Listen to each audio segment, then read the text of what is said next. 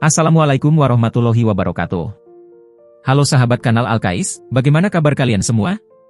Semoga Allah senantiasa mencurahkan rahmat kasih sayangnya untuk kita semua, amin.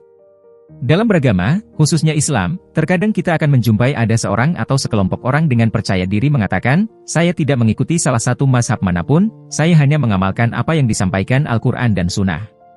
Padahal, menurut pandangan kita, kadar pengetahuan tentang agama orang yang mengatakan itu masih meragukan karena memang baru belajar Islam belum lama. Dan ketika ada orang lain yang mencoba memberikan penjelasan dengan merujuk kepada ulama yang kompeten di bidangnya, ia enggan menerimanya. Hal ini disebabkan karena ia merasa sudah bisa memahami kandungan ayat atau hadis yang ia sampaikan. Pertanyaannya, apakah sikap orang tersebut diperbolehkan dalam agama? Sahabat kanal Al-Kais yang dirahmati Allah. Pengambilan putusan hukum dengan langsung merujuk pada nas Al-Quran maupun hadis adalah pekerjaan yang tidak bisa dilakukan sembarang orang.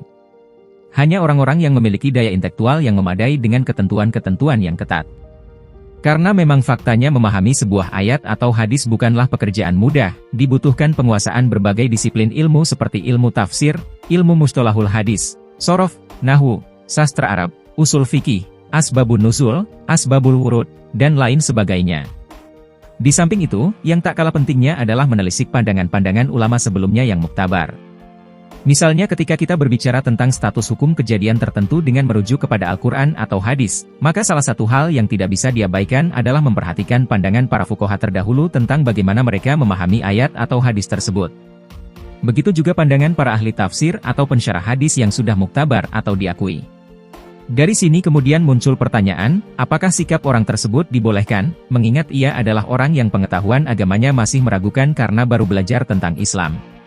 Dalam konteks ini, ada baiknya kami mengetengahkan kembali pandangan Muhammad Amin Al-Qurdi Al-Irbili, seorang ulama besar yang wafat pada tahun 1914 Masehi, penganut mazhab Syafi'i dan tarekat Naqsyabandiyah.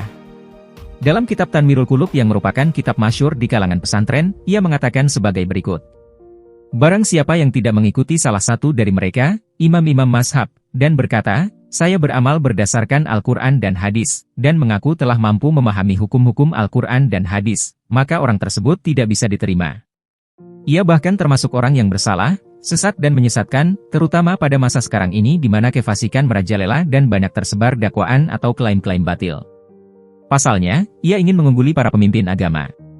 Padahal ia di bawah mereka dalam ilmu, amal, integritas, dan analisis. Dikutip dari kitab Tanwirul Qulub fi Mungamalati Ngalamil Ghuyub, karya Syekh Muhammad Amin Al-Qurdi Al-Irbili, halaman 75. Jika pandangan Muhammad Amin Al-Qurdi Al-Irbili ini ditarik ke dalam konteks pertanyaan di atas, maka pesan penting yang ingin disampaikan adalah ketidakbolehan bagi kita sebagai orang awam ketika berbicara mengenai persoalan agama untuk merujuk langsung ke Al-Quran dan hadis dengan mengabaikan pandangan-pandangan ulama yang sudah dianggap muktabar atau diakui dan diterima pendapatnya. Hal ini lebih dikarenakan kerendahan tingkat keilmuan, amaliyah, dan analisis kita dibanding dengan mereka. Lain ceritanya ketika yang berbicara tentang suatu hukum adalah orang-orang yang bisa dikategorikan sebagai orang yang mumpuni, memiliki pengetahuan mendalam dan luas tentang hukum Islam. Sahabat yang dirahmati Allah. Demikian ulasan singkat kali ini, semoga bermanfaat. Wallahul muwaffiq ila aqwamit thoriq. Wassalamualaikum warahmatullahi wabarakatuh.